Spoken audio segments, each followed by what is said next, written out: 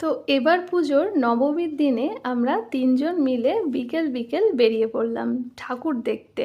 অবশেষে পার্লারের সমস্ত কাজ মিটিয়ে তারপর নবমীর দিন একটু ছুটি পেলাম ঠাকুর দেখার জন্য।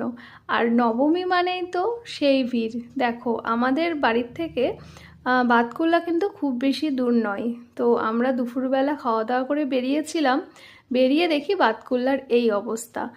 যে যাওয়ার পথে এই প্যান্ডেলগুলো চোখে পড়লো, আর যেতে যেতেই যেটুকুনি চোখে পড়লো সেটুকুই দেখে মনকে শান্ত করে আমরা কিন্তু ভিড় ঠেলে এগিয়ে চলছি।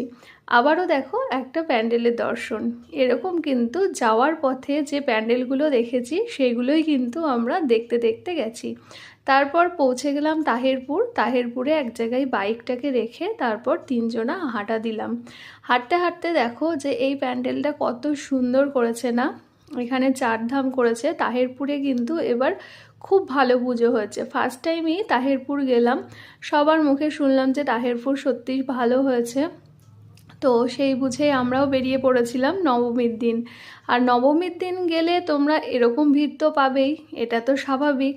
তো অবশেষে আমরা প্যান্ডেলের ভেতরে না ঢুকে বাইরে থেকে প্যান্ডেলটা দেখে আবারও নেক্সট প্যান্ডেলের উদ্দেশ্যে চলে গেলাম। আর তোমাদের লাইনটাও কিন্তু দেখিয়ে দিলাম যে কতটা লাইন।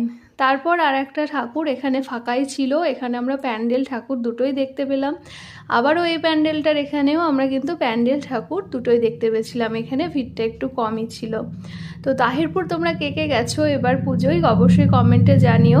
তারপর দেখো এই যে এই প্যান্ডেলটা দারুণ করেছিল, খুব ভালো লাগছিল। মানে সন্ধ্যাবেলায় আলোটা মনে হচ্ছে রিয়েলিস্টিক লাগছিল পুরো।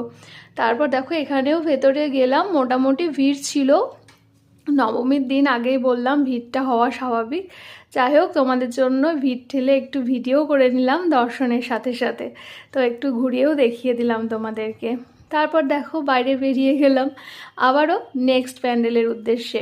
এখানে তো অনেক ঠাকুর হয়েছে, গলিতে গলিতে ঠাকুর। আমরা তো সব কিছু চিনিও না, যেটুকুনি আমরা মানে সবার কাছে শুনে শুনে দেখেছি। তো খুব ভালো লাগলো। তারপর দেখো এখানে নেক্সট আমরা প্যান্ডেলের কাছে গেলাম। তো এইটা তো অসাধারণ ছিল। এবার জগন্নাথ টেম্পল যেটা, সেটা কিন্তু দারুণ করেছিল। এখানেও কিন্তু প্রচুর ভিড় ছিল, প্রচুর। আমাদের পক্ষে সম্ভব না যে এই লাইনে দাঁড়িয়ে মানে ঠাকুর দর্শন করা। তারপর তো দেখো প্যান্ডেল দেখেই আমরা বেরিয়ে আসলাম। তো দারুণ ছিল সব কটা প্যান্ডেল। আর দেখো তারপর আর আমাদের তো আবার বাতকুল্লা হয়ে ফিরতে হবে বাড়িতে, কিন্তু তার তো উপায় নেই। বাতকুল্লায় তো এখন নো এন্ট্রি হয়ে গেছে।